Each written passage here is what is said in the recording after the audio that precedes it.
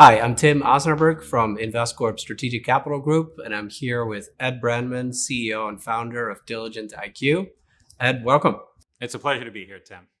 As I was reflecting with 30 years of experience in the asset management industry as a technologist, I couldn't think of anybody more qualified as well as fun and engaging to have this conversation about a very fascinating topic of generative AI and how it's impacting the private markets investing industry, the business that you're building, DiligentIQ. I was actually thinking about it this morning, Ed, when we met for the very first time, which was many years ago. Well over a decade. When we were working for the same firm, you were surveying all the global private equity teams with the question, what data and technology resources that we needed in order to do our jobs more efficiently. And here we are, 17 years later, having a very similar conversation about a similar topic. So maybe you could provide your professional background, what led you to starting DiligentIQ, how's the business evolving so far, what it does, and then we'll go from there. Great. Well, thanks, Tim. I really appreciate the opportunity to sit down and talk with you. The friendship goes back years, so it's always fun when kind of friendship and business cross over. Look, I spent the first half of my almost 30 career so far in the brokerage and investment banking and trading side of the world. 15 years ago, I transitioned into private markets and had the opportunity to get involved in private equity and the technology and operations that went with private equity. And that's really been an unbelievable journey. I started off my career as a software engineer. And I quickly learned that I wasn't going to be the best software engineer, but I appreciated and understood how technology and business kind of matched up together.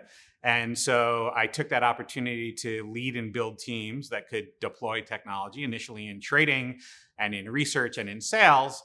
And then I actually took some time and built my own company, one only other time in my life. And I was much younger. And I think it was probably easier because I knew a lot less. And then I transitioned to private equity in 2007. And the problems were very different. It was less about real-time information, and it was less about highly structured transactional data that comes from trading and sales activity on Wall Street. And it was very heavy on documents and information that you were getting sometimes on an abstract basis and very unstructured. And to be honest, while I was able to build a lot of technology to support the organization that I worked for, one of the challenges in doing that was at the front end of the business, the investment professionals like you, when you were doing diligence, when you were going deep dive into a company, that information was tied up in documents provided by the companies themselves. And while there was hugely valuable information in it, there was very limited abilities for me to provide value add at the front end of the business. And so we built a lot around optimization, but I couldn't really figure out how to solve that problem. And I had a phenomenal run, and I walked away in 2018, and I thought I was done with my career on Wall Street. I ran off to the national parks with my dog, which everybody should go and do. It's good for the soul. But a year and a half ago, I have 3 kids. My oldest son, who's in cybersecurity and runs cybersecurity at Duolingo, called me up and said, "You've got to come out of retirement. This generative AI technology is going to start to change the way we work." And I told him that I hope he had extra time on his hands because he had a full-time job and a wife and a new house. And so I needed his brain power, but I couldn't afford him. So he helped me kind of architect what generative AI could do. And we went deep on diligence as a topic because the opportunity was you could change the way investment professionals use information on a day in and day out basis. And it's a very unique problem. It's a very hard problem because documents in diligence are image heavy and text heavy and table heavy. And you all as investment professionals have to dig through all of that to get the information to help you make decisions about the investments you're making. And so 18 months ago, I didn't know what generative AI was. And now the technology has evolved so quickly that it's really set us up to do something different. And so we ultimately built a company around that. I hired a team. of engineers and product development people that really were focused on solving the issues in private equity and the alternatives market. Can you explain a little bit in basic terms how DiligentIQ and what solutions it offers for its clients, how it's different from other generative AI platforms like ChatGPT, Anthropic, Copilot, which firms can also subscribe to? What makes DiligentIQ particularly relevant for private investing firms? Sure. What's unique about what we're doing is we are focused not on the enterprise for everybody, but on a discrete set of documents that are diligence in nature. And so in any given deal, that might be 1,000 documents. And those documents are very dense. And so being able to intelligently deconstruct those documents into all their component parts, reassemble them in a vector database, and then create kind of leading edge tools to allow investment professionals to do comparative analysis, competitive analysis, deep dives on information, making sure everything is vetted and footnoted, different ways to interact with the data. There are lots of things you can do with the enterprise tools, but they're at a higher level. And what we're really focused on is at a much lower level of detail. So a perfect example is you might use one of the tools that you mentioned for a simple summary. That might be a paragraph to 3 paragraphs on a 30-page document. But what if you're really looking to go deep on all the different component parts of that document, the financials, the customer data, sustainability information that might be available? Our tool is designed to kind of deconstruct that entire document and give you what we refer to as a long form summary, which might be 3 pages out of a 50-page document. That's a problem that's very hard to solve with off-the-shelf enterprise solutions. And so what we're really focused on are what are the tools and information that an investment professional will get the most value out of in their day in and day out job. And that isn't an all things to all people solution. And so we are constantly trying to build our stack to focus on the investment team. So we are much more vertical than we are horizontal. We're not restrictive in our definition of diligence, but we are restrictive in not trying to be a solution for every company in the marketplace. Maybe it's interesting to talk about some specific examples that you've seen in terms of use cases with some of the clients that you're working with. So look, we've just recently crossed a milestone event for us, which is 35 firms are using our platform. And so we see lots of activity on that platform. And so some real life examples would be I'm buying a business and there's a series of insurance policies tied to that business. And I'm looking to extract the key terms on all those insurance policies to be able to do comparative analysis. Now you can upload those documents and extract the key information and then ask the questions, right? It sounds funny, but we're talking about talking to documents. And so I want to be able to talk to the documents to be able to understand and answer those comparative analysis questions. Another example would be maybe I'm looking in deep in a business like Investcorp has, and you all invest in in GPs in the mid-market, and you're looking and reviewing the PPMs of those customers. And maybe you want to know what are the clawback provisions that this particular GP is offering. Well, that's buried somewhere in 200 pages of documents. It might span several pages. It might be described differently. Can I construct a question that gives me that information and gives me an analysis? A carry waterfall in private equity is a pretty complicated formula for most firms to deal with. And so what if you could ask the question and it actually formulate a response that explains the step-by-step transactional events that occur in the PPM that kind of triggers the waterfall? And so those are really powerful ways in which people are getting at information, summarizing information, extracting information. And these would be problems, to be honest, that would have been very hard in a pre-generative AI world because the data only exists within the documents. Maybe you're a credit manager and there's aspects of the credit agreement that you want to go deep on, and maybe you want to compare multiple credit agreements. That's another example where someone's going to read a 200-page document because there's not a cheat sheet to the credit agreement. I mean, a lawyer might be able to create a cheat sheet for you, but if you're an analyst and you're reviewing a lot of documents as part of your day in and day out job for diligence, those are very time-consuming problems to get at. And so being able to use the power of this technology to get an information, to assess information, and to provide it back in a form is pretty powerful. I would say the other really interesting and really on the leading edge of where this technology is the ability to analyze data in spreadsheets, right? And so sometimes our clients get significant amounts of data from a portfolio company or a targeted company as part of diligence.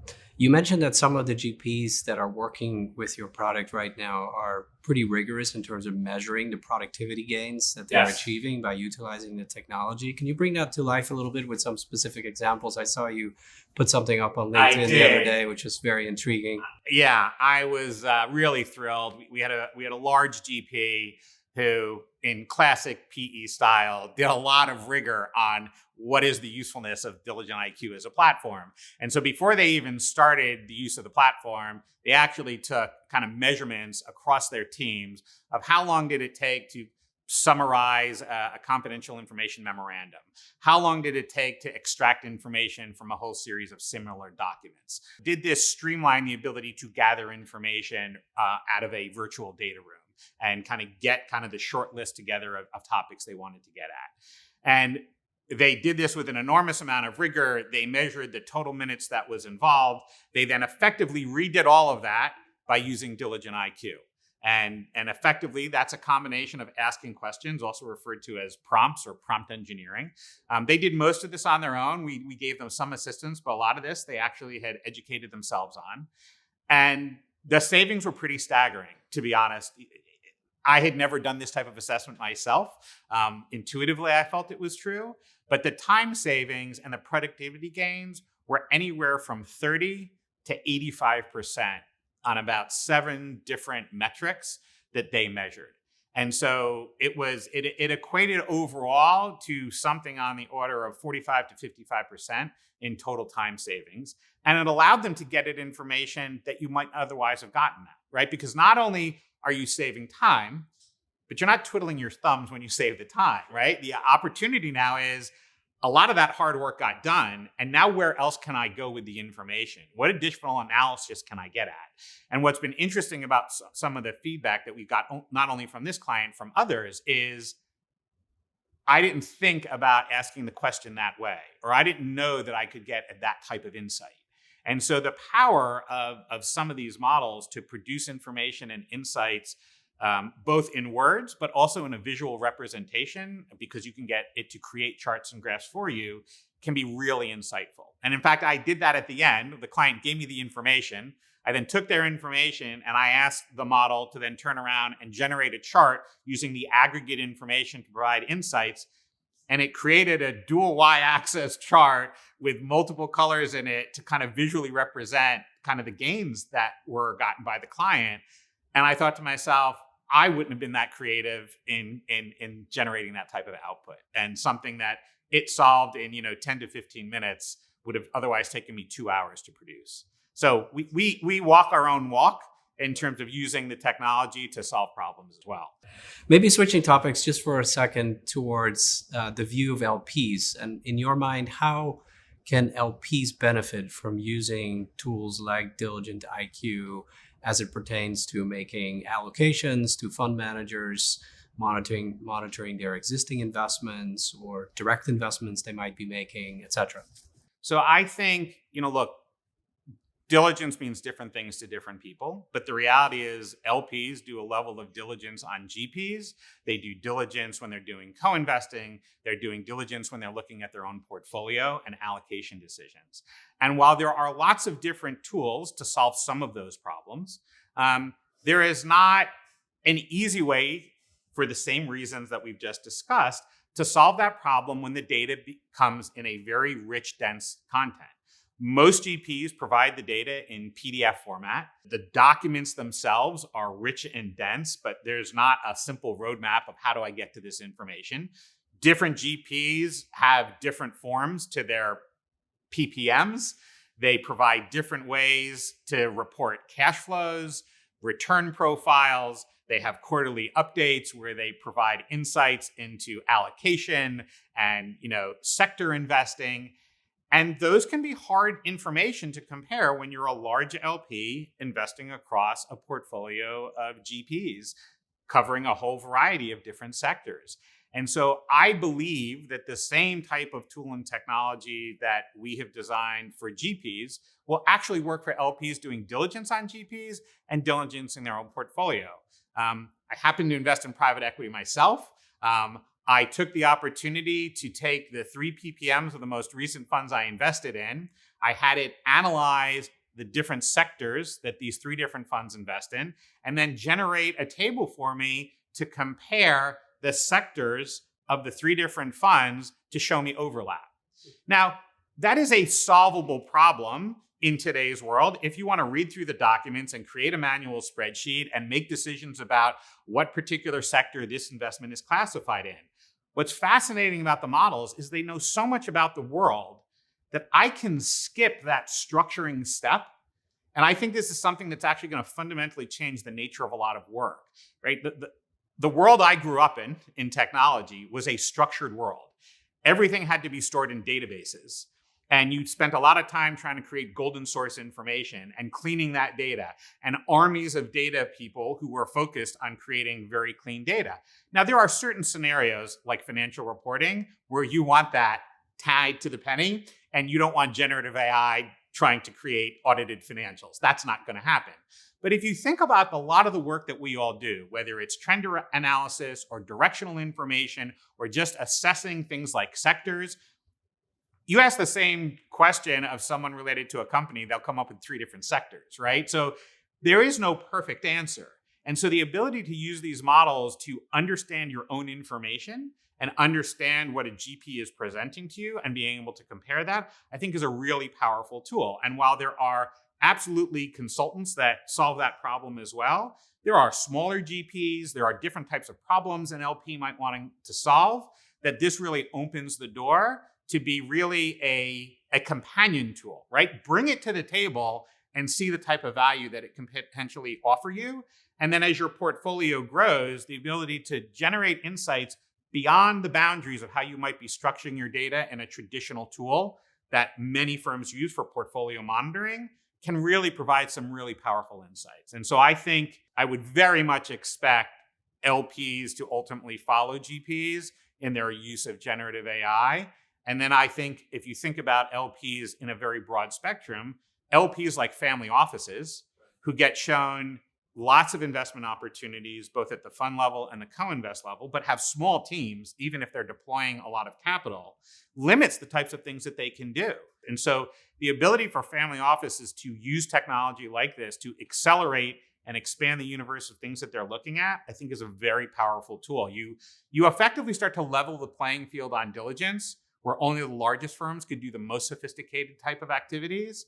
And now you can really bring that capability to mid-market and small firms. Ed, maybe another question. What advice would you have for GPs that aren't yet experimenting with generative AI and maybe a little reluctant to dip their toes into this world? So look, I feel very strongly that this is going to change the nature of work over the next several years. Well, I think this will play out over a decade. I think we are going to see significant transformation over the next 24 to 36 months. I think we're already seeing it in the first 18 months, but it's been in small pockets. There's a great book by Ethan Mullock, who teaches down at UPenn, and it's called Coexistence. And it's about kind of how to think about AI. And he has a great phrase in there where he talks about you should be bringing AI to the table, recognizing that it's not always going to give you the answers you're looking for, but you should bring it to the table. And so my advice to everybody out there is, would I like you as a DiligentIQ client? Absolutely, if you're in the alternative space. But we're not the only solution out there. There's lots of good solutions out there. And there's lots of capabilities with a ChatGPT Enterprise or a Claude Enterprise or a Copilot Enterprise, right? And so whatever tool you use, start trying it. Start it with people who are passionate. Don't assume it's going to be perfect out of the gate. Try it on different types of activities. Whether you're summarizing a document or extracting information or trying to get it to do reasoning for you, try it, right? I mean, this is how we'll all get better. For those who play sports, Like I remember with my kids, it's all about muscle memory, right? Kids don't know how to swing a baseball bat or like get on the balance beam and get it right every time. But you do it enough times and becomes second nature. I think what is very important in the generative AI world we're in right now is you should not be delaying the decision to wait for some better, more perfect solution. You need to start building the muscle memory. Don't buy into the hype cycle, but do realize that this may significantly accelerate the activities that you do in a firm every day. It may add your ability to do things that you couldn't prior do without a third party involved. And you'll be able to solve problems and gain insights that you just didn't have the time to get to before. But if you're not experimenting, you're not learning. And I think that's where we all need to be, is in a constant learning mode. And I think that is from the associate up to the partner at these firms. And I know you've done some of that yourself, so I'm really thrilled about that. Yeah. But we really encourage this at all the firms we work with, is don't just think of this as a solution for the associate. Yeah, no, I wholeheartedly agree. And, we've taken that message to heart since the beginning. I think we started our journey well over a year ago and have learned a ton. Everyone in our team is using it. And we've also were able to introduce it to a variety of our GPs that are actively working with it, and curious as to how your experience has been in that regard and how we've been able to help you in doing what you need to be doing. Well, I love softball questions because they're easy to hit. Look, the reality is, you were a first mover, right? I mean, when we started a year ago, we had probably 5 firms that we were working with, and you were the largest. And you took a risk with us, and we learned as we went, right? In those early days, you actually gave us great feedback. And as you were experimenting and learning what it could and couldn't do, there were some things where you're like, hey, we can't solve this ourselves. How could you help us solve this problem? And so, the feedback was just worth its weight in gold. And so that was really great for us. Then we started having this conversation about kind of a strategic partnership, and so that we could offer these capabilities to your clients, your GPs. And so, you invited me to come speak at a conference, and really a bunch of your GPs took up the ball and ran with it. And so we've now engaged with multiple of your GPs to help them. They invest in a whole variety of assets. So there are actually very different use cases for each and every one. The feedback loop has helped us improve our product. That ultimately improves it for your portfolio companies. And that dialogue has just been fantastic. And we've experienced the same type of feedback from your GPs. And so not only has the feedback loop been very positive with you, it's been very positive with some of your kind of key GPs that are farther along the curve than others. But, we continue to onboard and learn from that and try to share that information. And so I think this is it's been a powerful relation for us. We're certainly incredibly grateful for it. And hopefully it's really allowed for a learning journey on both sides. Ed, thank you so much for your time. This was great. I appreciate it as well.